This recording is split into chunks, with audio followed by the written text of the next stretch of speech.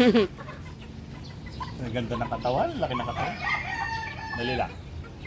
Oh, ganda ng katawan. Oh. Peacomb. Kamukha ng nanay nyo, mabagsik ang itsura. Oh, meron na akong malaking 34 bulik. Naging dilaw din talaga yung paa. Nung bata sila green. Ito parang green pa rin. Medyo green pa rin. May shrink. Ano? Ito yung mga Kulay green. mga 3/4 kong bulik. Ang nanay nila pure na Agilahas. Tapos yung tatay half na Agilahas bulik, half Gilmore. Yung pagka-Gilmore niya galing sa Rapapap GF. Galing kay Sir Rafi Yulo, yung pure na Gilmore na inahin ko.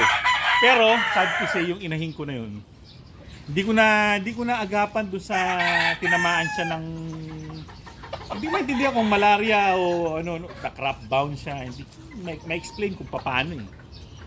May nagsasabi naman baka nakakain ng sinulid or plastic. Hindi naman Marex kasi hindi naman lumabo yung mata, hindi naman siya napilay. Kumakain pa nga siya. Oh, hindi yung Marex kasi 'di ba, yung para malulumpo. Hindi naman siya nalumpo eh.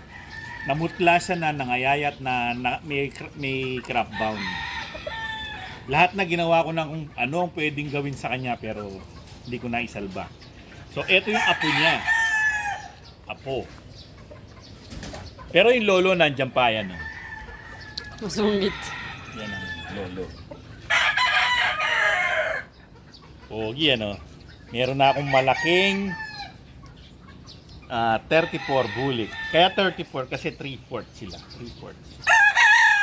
Ang maganda sa kanya, maganda yung kanyang pitso, walang baliko, hindi siya kuba, hindi siya paling. Tapos healthy. Pero yun nga lang, ang gusto ko sana, yung mga medium lang. Pero matatangkad eh. Paaw. Parang yung lolo, matangkad kasi yung lolo. Yan ang lolo, no? Matangkad. Di ba? Ganon din yun naman yung tatay, matangkad din. Yan ang tatay, matangkad. Matatangkad sila eh. Pati yung nanay actually matangkad din. Yan yung tatay. Si Tu. Pasensya na kayo, ganyan ang itsura niya ngayon ha. Kasi lahat naman halos na mga bullstag namin, ganyan ang itsura. Tuyo na yung balahibo. Lugos na yung buntot. Kasi nga dahil sa palugod na yung mga yan, pag nag-uulan na yan, lulugo na yan. Ganyan ang buntot niya, pangit. Ito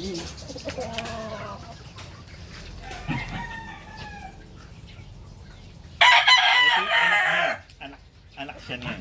Anak siya ni Tu. Ito yung anak niya. Ang laki. Parang sinlaki na niya yung anak niya. At tangkad nito, matangkad. So maraming variation. May dark nito, merong ganitong kulay. Si Rudy nung bata siya, parang ganito ang kulay niya. Wala lang ganito, di ba? Parang ganito lang siya. Oo, parang ganito nung bata. Kaya light ang kulay niya. Pero ito, dahil sa may halo ng Gilmore. Ayan. Ang sabi naman kasi sa libro, meron akong libro ng mga bulik. Ang sabi naman, kapag maraming bulik yung bulik to bulik, tapos bulik to bulik, nagiging light sila, light. Kaya pag hinahaluan mo naman ng pula, nagda-dark sila. Tingnan natin yung ibang variation nila. Malalaki na. Halos ganito na kalalaki. Kaso wala lang buntot. Ayun o, malalaki na. Dito ka dito. Observe natin. Tapos meron akong isa.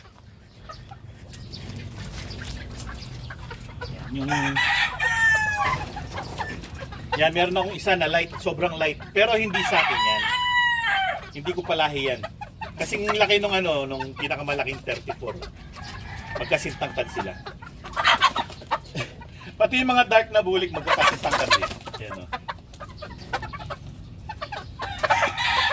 Naiilang sila. Ayan, si Ate Ambay kasi makulit. Huwag ka kasing lumigid-ligid dyan, Amboy. Yung babae yan. Ang balak ko dyan sa babae na yan, babalik siya sa lolo. Para within the family lang. Pero na hindi intention breeding.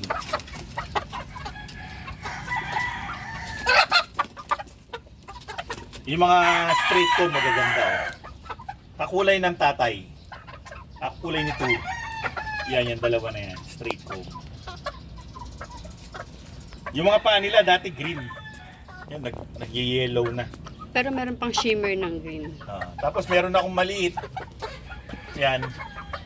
Hindi ko na lang siya tinatanggal kasi love nila yung maliit na yan eh. Kahit maliit yan, hindi nila tinutukayan.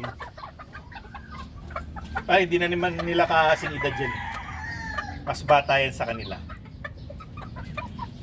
Nagkasakit yan pero napagaling ko naman. Ayan, hanggang ngayon. Alive and kicking. Tatangkad, no? Matatangkad sila eh. Pati yung nanay, kumukha nito yung nanay, kahabig niya yung nanay niya. Matangkad din yung nanay eh.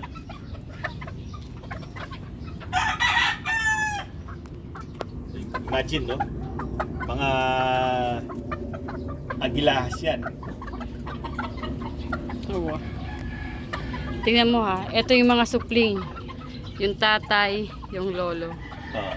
Yung nanay nandun lang sa may likod. Wala dito yung nanay.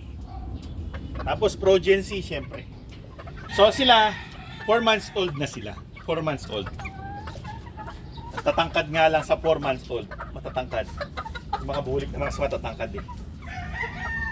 Pero yung mga kapatid ni Ito, yung pinakatatay nila, merong hindi matangkad, merong mga medium, yung mga P-comb, mana sa nanay.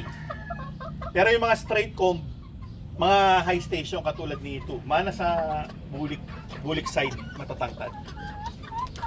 Pero ito, yung mga P-comb na to, matatangkad na. Kasi yung nanay na ginamit ko, P-comb. Pero matangkad kasi yun eh. Kaya yan. Yan ang mahirap pag ilalagak mo sa paligsahan, matatangkad sila. At medyo may kabigatan. Kaya mga magiging katunggali niyan, ganyan din, matatangkad din.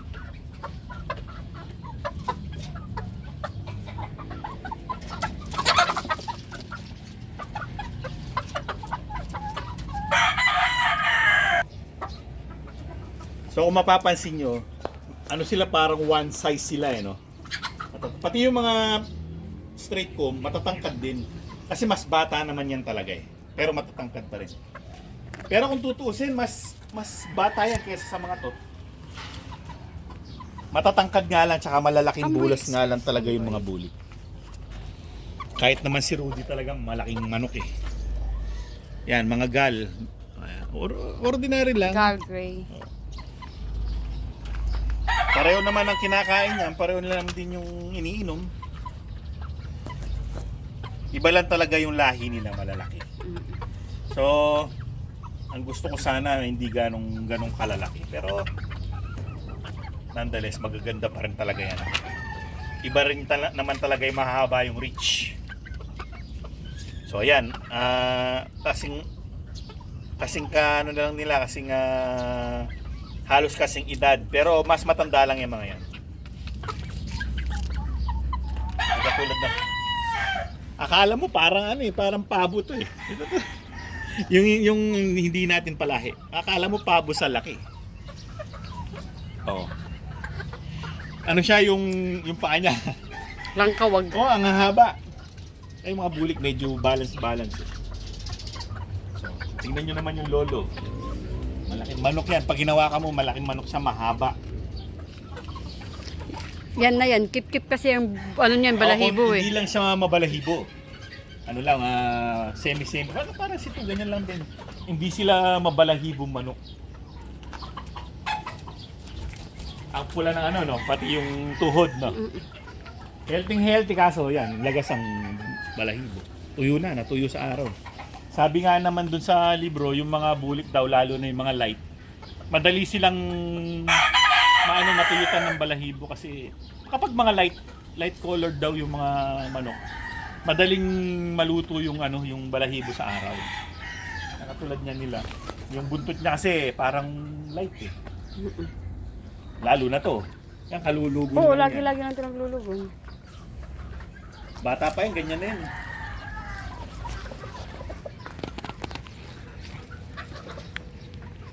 Kasungit na. So well mga kaibigan, yan ang aking mga bulik. Malalaki na, meron na akong tandang na bulik. So well mga kaibigan, hanggang sa susunod. Maraming salamat sa inyong panonood. Alam. Paalam!